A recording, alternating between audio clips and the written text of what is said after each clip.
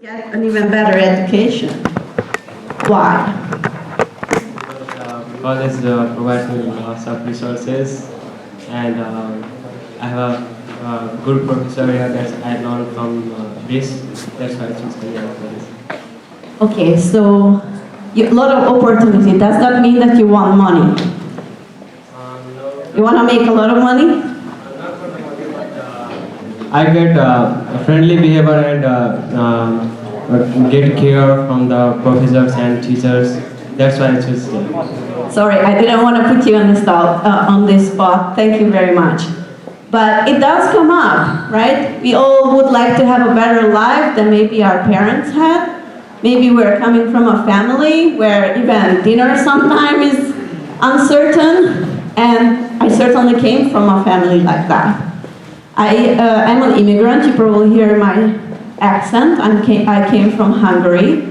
I came from a little town that was only 4,500 people lived there. My mother was a single mother. I'm the oldest of 4 sisters. But yet, today, I am here. And I wanted a better life for myself and my family, and that's why I had to be brave. I had to be courageous. But let's see where I am today. What do you think about success when someone graduates and in 6 years triples their salary? Goes from 45,000 to over 150,000 in 6 years after graduation. Is that cool? Yeah. Does that count as success? Yeah. Okay, so let's see. My first job, education opportunities. I was here. I was sitting in your spots. And then I looked out for opportunities. I joined MESA. You guys still have that. Now you have this awesome organization, what you're participating right now. And I found opportunities with the help of these wonderful people and with the help of my peers. I tell you a secret. If you apply to UC Santa Cruz, they have a wonderful scholarship. That's gonna pay for all your tuition and gives you also stipend. It's called the Pister Leadership Opportunity Grant. And I got that. And I got that because I came to this college and I reached out, and I was the only one in my year to apply for that. Nobody did, nobody else. But what that meant is that I was able to transfer to UC Santa Cruz as a mathematician, and I had to pay nothing to them. They were paying me to be there. But it only happened because I reached out and found the resources that you guys all have and grabbed them. So, and then I went on to graduate school. When I graduated in 2011 from CU Boulder, I got a job with a software company as a SQL engineer. But I only took that job because my job prospect with the DoD was already on the way. I just had to wait for my top secret clearance. A little bit of statistics. To get a job at the agency where I worked, you have about 2% chance. But I got there, even as an immigrant, even as a single mother, even as someone who started in this very college. I got there because I used the opportunities here and then went on keep using reaching out for opportunities and reaching out for inspiration. 7 months ago, I decided that I wanted a new job because we were moving back to California. And then I put up my resume in a couple of different job boards. And what happened? Google reached out to me. They said, oh, we really would like to interview you. And I did have an interview with them. Now, I looked up the statistics just to have an initial phone interview with Google. They get about 3 million applications a year. They hire 7,000 people. Obviously, like if you think maybe 10 people is interviewed for each position, then there is 70,000 people who they would interview, which is impossible to do, out of 3 million applicants. So the chance of getting an interview with Google was also about 2%, 2.3, something like that. And my latest, I didn't like them, so I didn't go there, but it could be perfect for you guys. I don't want to advocate against them. They are an awesome company. But I decided to go instead and work in the brain-inspired computing team, research team at IBM. This team is developing, has developed a chip that works very much like the brain. It's a completely revolutionary hardware that not the Neumann type of computing tools that we had before. It's nothing like that. It's brand new, everything cutting edge. The probability for me to get the job was also about 2%, because they are highly selective and they highly, you have to have certain skills to get there too. But I did get it. So I bet not many of you really like math, but you might read that I am a mathematician. So in order to calculate the odds or the chances that I was able to do all those three, we would have to multiply those percentages. It comes out to be, let me look at it again. It comes out to be 1/10,000. So just thinking about 1/10,000% chance that a 0.3 zeros and a 1. Would you think that that's really a big chance to happen? Not really. Okay, but it did happen. But how did it happen? I had to start somewhere. So I started in Hungary, as I already told you guys, and based on the population records, 9% of Hungarians actually come to the US. US is one of the biggest, one of the countries where the biggest Hungarian community lives outside Hungary. So 9%, that's pretty decent chance, right? Then I read up on some statistics that says that only 32% of single parents who are first-generation college students actually graduate from, actually go at least 4 years to a university, 4-year university. And I went to UC Santa Cruz for my 4 years, and their graduation statistics is 75%. So again, if you multiply that together, then my chances to actually graduate in a 4-year university was about 24%. That's not as bad as the others one were for the job. Now let's look at the next one is that I actually went and got a master's degree. Half of the students don't get there. So that's another 50%. So when you combine all these percentages, you get 1% chance of success. That's much bigger than the 1/10,000th chance, right, for all my job things, but it's still like 1% chance. Really? That's all I get? Okay, so I don't want to bore you with statistics much longer, but when you combine the two, the 1/10,000th with the 1%, you get 1 in a million. So statistically speaking, I had 1 in a million chance to get where I am. But I came from the same place where you guys came from. So what happened? What happened? What happened was that I used the skills that each and every one of you already have. The values that I learned from my family. One of these values was trust. I told you guys that I was the first person in my family to go to college. So I didn't see anyone around me who ever went to college, so why would I trust that I can do this, right? My reason was my grandfather. He only finished 8th grade, but he understood that learning is very important. So he was there for me to show that that was the path I had to take. But I learned trust from my grandfather, from someone who trusted me. And you know what? Maybe you don't have someone like that. But from now, I'm going to give you my email address. I'm it. Okay? So if you don't have anyone trust you that you can do it, then I do. So you can keep in touch with me. The second very important value that I learned was respect. Respect. And I developed that skills a lot through actually coming here to Cañada College.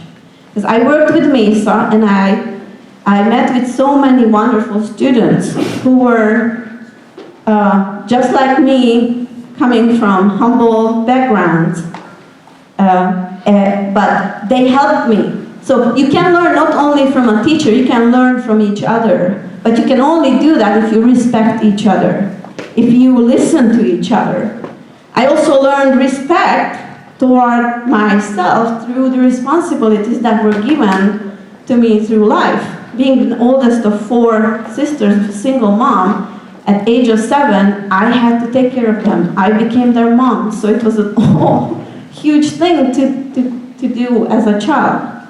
But I learned through that really hard experience to respect myself and respect those who need my help.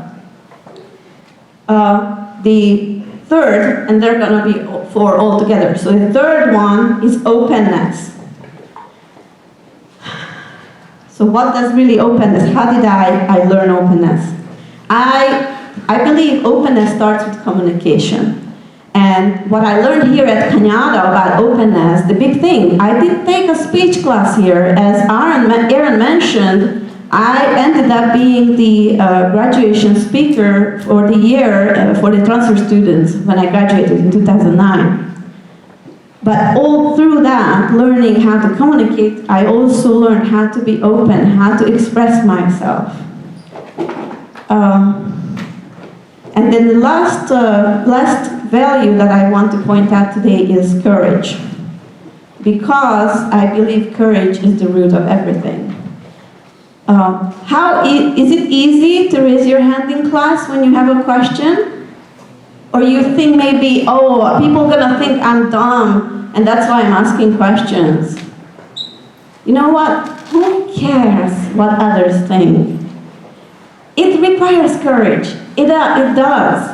But if you don't use your courage, then maybe 10 other people have the same question, but they will never learn the answer because nobody had the courage to ask. I attended classes. I worked really hard on this part, actually raising my hand and asking questions. And I had classmates in the 2nd and 3rd class that we took together. They tell me, Krisztina, I'm so happy that you're coming to this class because you can ask all the questions that I never worked up the courage to ask. So be that person, ask the questions. You know what? I believe very strongly, and I can say that because I have taught before. I've been an adjunct in other community colleges and teach kids in jail and other places, that if a teacher cannot explain you the way that you understand, that's not your fault. Unless you're a hard ass and giving them hard time. Assuming that you genuinely have a question, the silly thing to do is not to ask us. So courage is very important. I'm not sure, guys, if you know who Zig Ziglar was, because he died. I didn't have a clue, but I really liked one of his quotes, and that says, success means doing the best we can with what we have. Success is the doing, not the getting. In the trying, not the triumph. Success is personal, standard, reaching for the highest that is in us, becoming all that we can be. You all can be that 1 in a million. If you didn't think so before, you can see it now. I am one of you. I was there where you are now. I had no more than you have. And you have everything that I have. So I think you all can do it. but hardly anyone works in isolation. So what happens when you actually get out to the world, or even right now? Do you have study groups? Do you have clubs? Do you have other things where you have to work together with people? Or even just work on your own? So I was thinking from my professional background, I would actually teach you guys a little bit about agile methodology. Don't throw your heads, whatever, it's not gonna be anything complicated, it's not gonna be anything that you don't already know. But I strongly believe that through doing we learn more than we do if we're just listening. So we're gonna do something. Let's see. I'm gonna divide you guys into small groups. Maybe you ladies here up to this row, and you are one group, okay? You three lines here, ladies and gentlemen, you are one group. You guys here and behind you, please be another group. And 2 rows here, if you wouldn't mind being a group, and here as well. 3 first rows, please, and then 3 rows again, and then the 2 rows in the back. And the first 3 rows there and the second one. So what I'm asking from you, does each group, anyone has a pen? Pen, please hold up the pen. One pen per group. Excellent.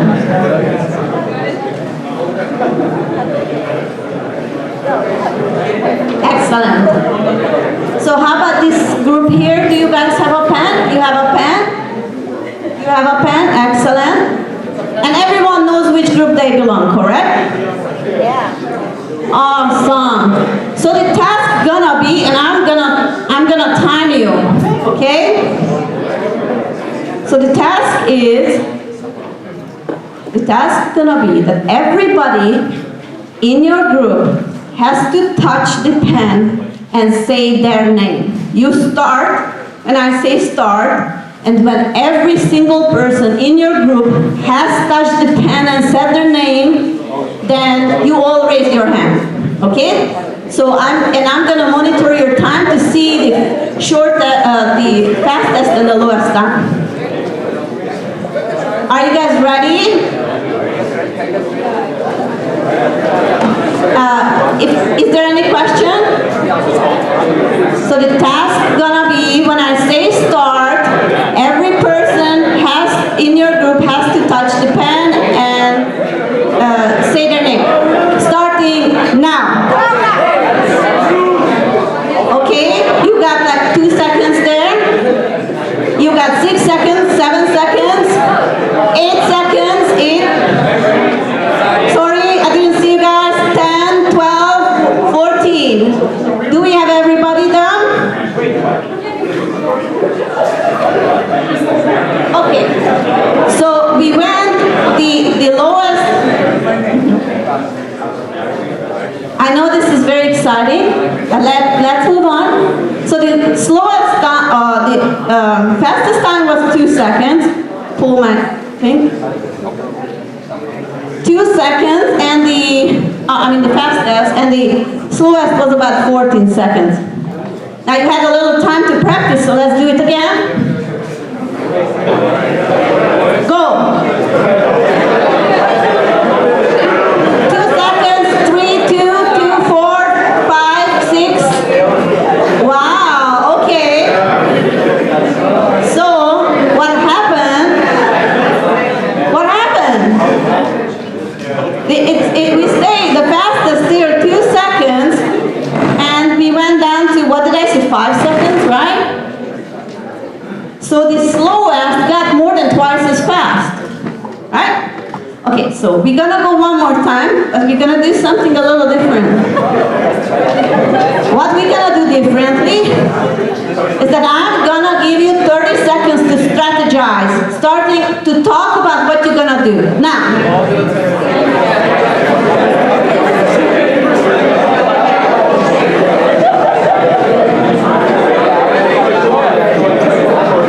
to talk to each other, 30 seconds to figure out how you're gonna do it, how you're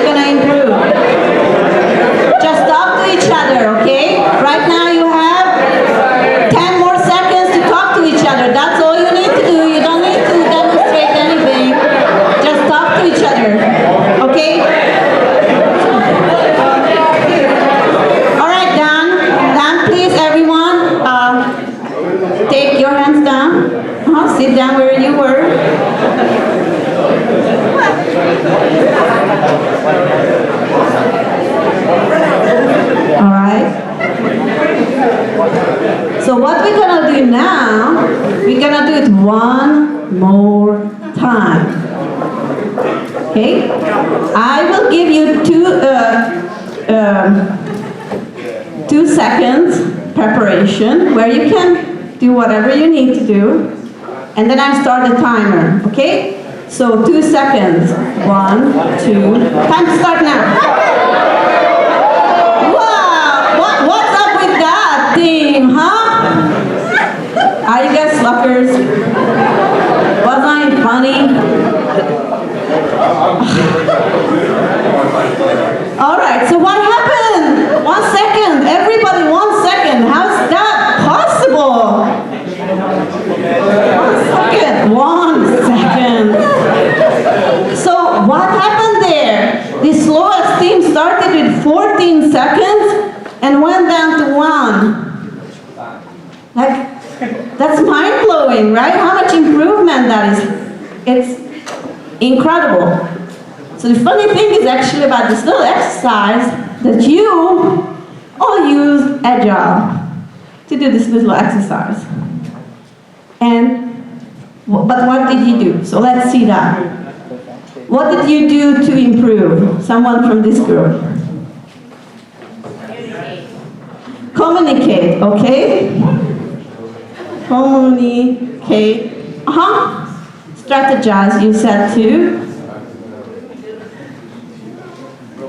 Excuse my spelling, I'm a non-native English speaker, and English is just a jumble of letters to me at times. Too bad. So what did you guys do to improve? Argue, so let's call it negotiation, okay? Negotiation. Okay, maybe you guys, what did you do? Communicate, that's awesome. Anything else that comes to mind, maybe? Agreed on a plan. Agreed on a plan. Agreed on a plan. So what also happened? How many times everybody did this? Multiple times. So there were kind of repetitions, iterations, right? So we iterated through. Iteration. So after the first iteration, what happened? You guys did improve some, right? But the improvement seems to be much bigger after the second iteration. So what was different there? Observation. Observation is good, but that wasn't actually what I was looking for.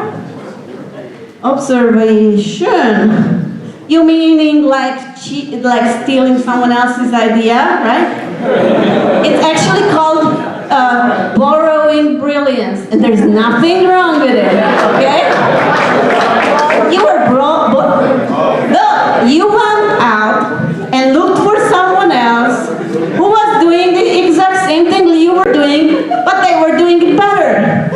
What's wrong with that? Yeah, that's what you should do. You go out, look at who does the same thing that I do. What are they doing better? Let's adopt that, okay? So, awesome point. But the thing that I was looking for, yes, it's some here. The big difference was that 30 seconds that I gave you guys, right? To plan. And I didn't give you a whole day, right? I didn't give you even a whole minute. I gave you 30 seconds. But it made an incredible difference. You went down to 1 second, everybody, except the slower team. So let me just consult my little notes here, just to make sure I'm not leaving out anything. One more critical thing that you, I think, did, but maybe not recognized. So when you argued, when you negotiated this strategy, what was your aim? To get the best possible result. Yes. So you had the result in mind. You started there, like, what do we want to accomplish? We want to minimize the time it takes for us to complete this task, and then you find ways to do that. You figured out ways. Did anyone? Did I come to you and tell you like, hey, do this? Did you need anyone, or were you able to figure it out together within your group? So you know what that means? That you demonstrated innovation and self-organization within your group because you together decided on the best, or argued, negotiated the best strategy. So, focus on outcome. I need to put that up here. Focus on outcome. Okay. Did anyone call you anything like a nasty name while you were doing this exercise? Why not? Because we respect each other. Respect, really? Respect. Yeah, that's the point. Respect. You respected each other, right? Because even though you negotiated, you did listen to each other. So respect. Did any of you have a problem talking to your peers, like you have a problem putting your hand up and asking a question? Maybe you did, but was it, my question is, was this an environment where you felt comfortable, be courageous, and voice your opinion? Okay, so you used your courage, right? But the environment had to be the way how it was for you to use that. Courage. I might have misspelled that, but that's okay. We did iterate, and we did self-direct. Did I write that down? No. Self-direct. Self-direct. So these are all actually part of the Agile methodology, and they called principles. So everything that you guys did and brought up falls actually under 4 principles. One is courage. The other one is respect. The third one is iteration, that we did it more than once. And self-direct. Like, you guys talk to each other. You guys figured out without me telling you how to do it. So those 4 are the basic principles of Agile project management and working in Agile. But why? Sorry. Actually, I mixed one up because the self-direct is actually, you see, like nobody's perfect.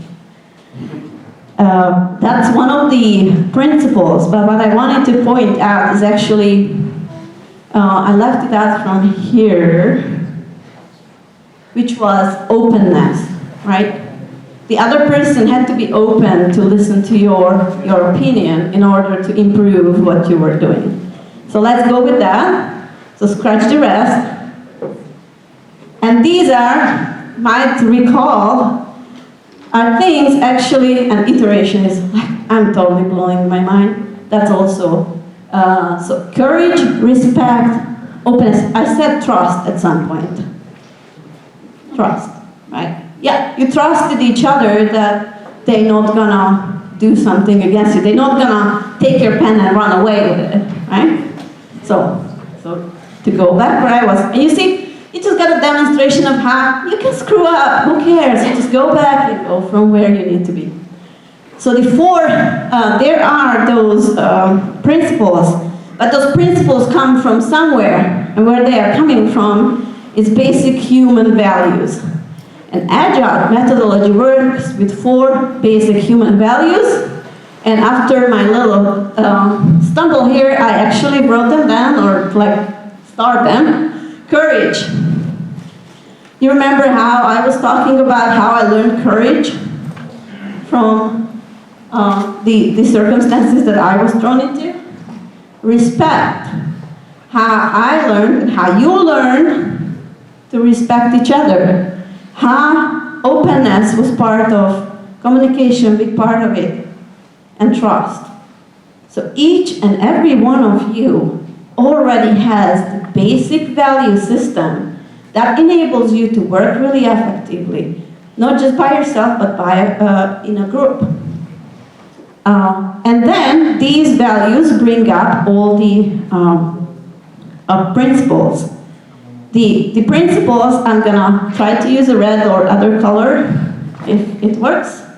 The principles are the iteration, so I'm gonna do the X or the cross thing there. The self-direction, focus on the outcome. So those are the three main principles of Agile methodology. And you already know how to do them, right? You just showed it to me. You're already able to do that. And then finally, there are values and there are principles. But has anyone ever disrespected you? Did that happen in your life? Did anyone ever, you felt that they don't trust you? Yeah. Have you ever felt that you cannot be open? You cannot actually tell people what you think because you would be shut down, right? Did that happen? Ever? Yeah. And have you ever felt afraid? Have you ever felt that this is just beyond me, I can't do this? Like you felt like you were lacking courage, right? So if I just made some posters and put up these, oh, courage, respect, awesome, openness, trust, and I put posters everywhere, would that change those people or those circumstances when you were hurt by people who did not apply those values? Just looking at a piece of paper on the wall. No. So there's one more element that is missing that Agile uses. And that is actually practices. Practices, okay. Practices. And what does that mean? So if you cannot change values by simply presenting them, then what do you have to do? And why just presenting values doesn't work? Because we all have habits. We all have things that we automatically do. I used to have the habit, and I'm not proud to admit it, but I have 3 younger sisters, so I was overwhelmed, everything, and I had the habit of just not listening to them, to dismissing them. And then I realized that, oh, if I really want to get through them, then I have to change that habit and actually start listening. So the practices are little exercises that people in this you can do it toward yourself, because if you just think about respect, when you have that little negative talk keep going on your brain, oh, I'm not pretty enough, oh, I'm not smart enough, oh, I will never get through this, oh, I'm not good at this or that, whatever. That is the opposite of self-respect. So in order for you to succeed, some practice needs to be implemented so you can overcome that. And the beauty of Agile is that this last part, practices, is highly individualized. So if, let's give an example. If you worked in a team, or you had like a club, and people kept always interrupting you, that would be disrespectful, right? So what kind of practice you can do in order to help that to diminish, to go away?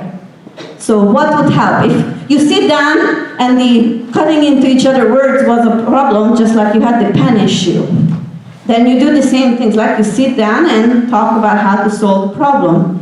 So what do you think, what strategies could work for that? You bring it up, you talk about it, you mention it to the person. So you use your courage, right? And then I was really thinking about something that maybe if, there's the swear jar, but you can have a cutting jar. So anytime, or you can have like a board where, like something like this, just on a wall on a paper. And then people have little magnets there, and if they cut in your word, then they move forward. And then when they are falling off the cliff because they cut in someone's speaking 3 times, they're out. And then the consequences is that they only can talk if they raise their hand. But that might not work for every group. So why the practices are individualized? Because this can work for somebody but not for others.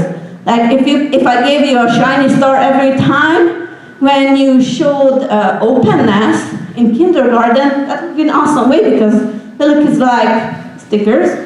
Actually, I like stickers too, so it would work for me too. That's okay.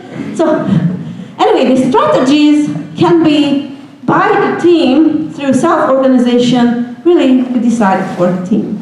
So how do you translate it to yourself? Like when I have thoughts that I'm not enough because my past would tell me that I'm coming from an incredibly hard childhood. And I would keep telling myself that I'm never gonna be able to do this. Then my practice is that, it really works actually, that I switch to rhythmic breathing. That means I breathe in 4, 1, 2, 3, 4, and then exhale 1, 2, 3, 4. And it calms down my nervous system and helps me refocus my brain. That's my little practice for myself. And so there are ways that you can find for yourself as well. But I really wanted to demonstrate to you guys and show you guys how a methodology that can handle huge projects in industry, in technology, anywhere else, can be applied to your own life, can be applied to your own groups, and how it actually can help you to succeed and become one in a million, just like I did, coming from where you are, going where I'm going. Come with me. Thank you for your patience.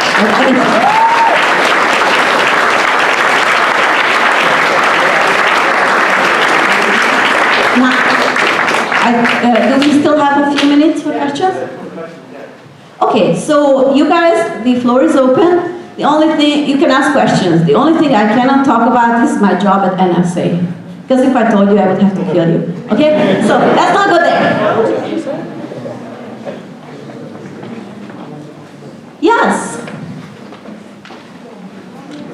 Do you ever use anything like a Kanban chart to help organizations work?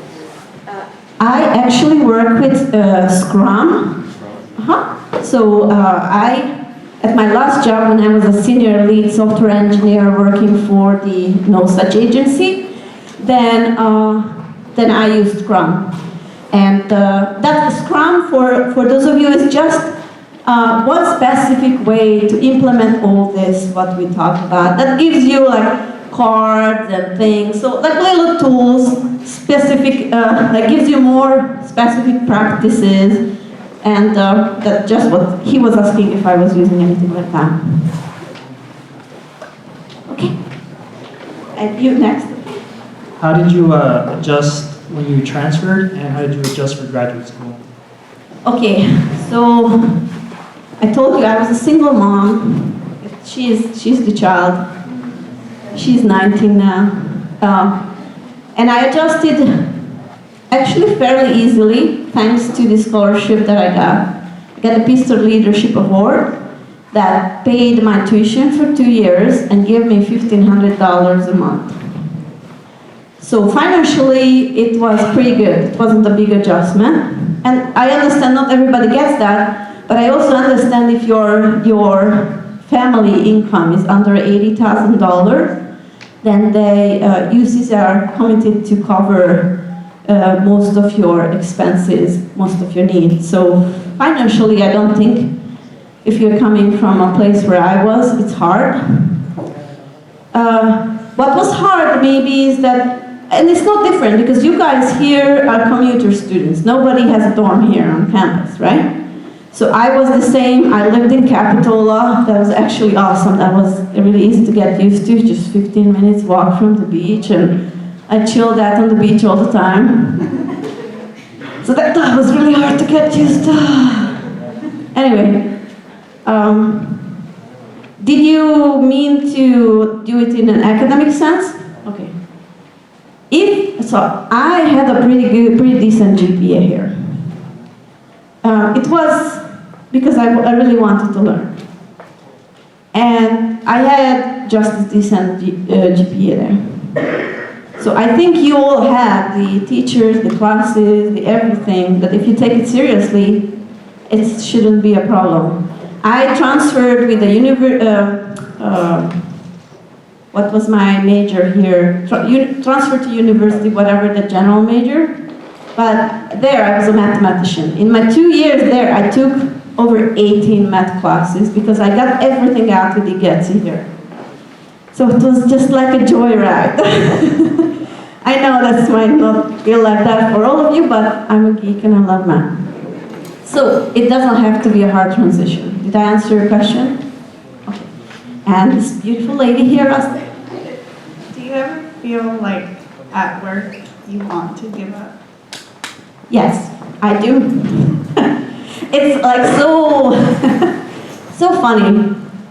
But I do, because unfortunately still there are places where being a female and working as a software engineer or working as or just in a technology field, we are a minority. My team has 3 people, 3 of which are women in all kind of supporting role. But what I do is, when I feel like I want to give up, the first thing I do, it happens sometimes early, but then I tell myself like, okay, let's give it a little more try, and maybe I can do something. But I'm actually considering other job offers because I've been where I am today for 7 months, and the culture there is counterculture for the things that we just said here. So then what can you do? And I keep teaching this my daughter, but she's gonna clean it up, not gonna say it as I do. Like, what do you do if some place makes you miserable? Get the fudge out. Yeah, so that's what you do. Did I answer your question? It is normal part of growing, pain. But if something is fundamentally not working for you, then you need to leave. Did I answer your question? I guess we are running out of time, or just people need to leave? Oh, have fun! It was awesome to see you guys all. So, do we have more time, or we are done? Okay. Yes. So let me write down my email address as I promised, and I'm gonna give it to Aaron too. It's kr.vanyi@gmail.com. I'm gonna give it to Aaron too, so he can post it with the video. And then if you guys have any more questions or just wanna keep in touch, anything you need, like a personal cheerleader, then reach out to me. Okay? Have a wonderful evening. Round of applause. Thank you.